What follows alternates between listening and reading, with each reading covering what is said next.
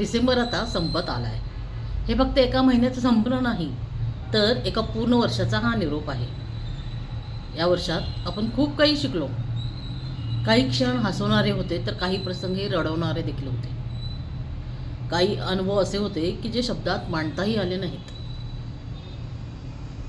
या वर्षात काही स्वप्न अपूर्ण राहिली, काही गोष्टी मनासारख्या झाल्याच नाहीत.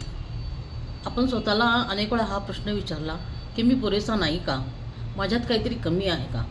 पण आज या डिसेंबरच्या शेवटच्या दिवसात एक क्षण थांबून स्वतःला आपण विचारूया की खरंच काही कमी होतं का आपल्यात, की आपण स्वतःवर विश्वास ठेवणं कुठंतरी थांबवलं होतं.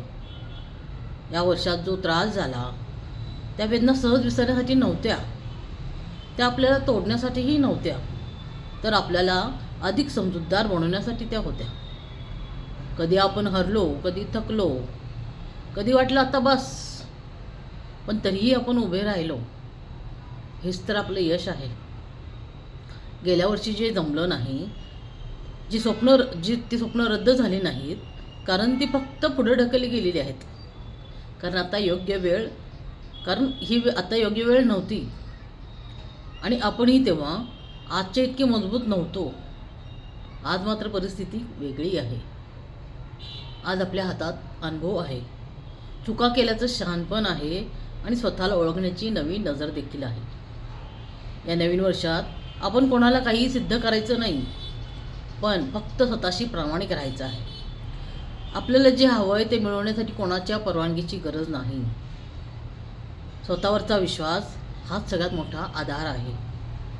यावर्षी आपण ठरवूया, आपल्या वेदनांना लपवून ठेवणार नाही, त्यांच्याशी लढणार नाही, तर त्यांना समजून घेऊन त्यांनाच आपली ताकद बनवू. ज्या गोष्टींनी आपल्याला त्रास दिला, त्या गोष्टीमुळेच आपण कोण आहोत हे आपल्याला समजलं. कोणावर विश्वास ठेवायचा आणि कोणावर नाही हे शिकायला मिळालं. नववर्ष म्हणजे चमत्कार नाही, पण नववर्ष म्हणजे नवीन काहीतरी निर्माण करण्याची संधी आहे. आज एक पाऊल उचलूया.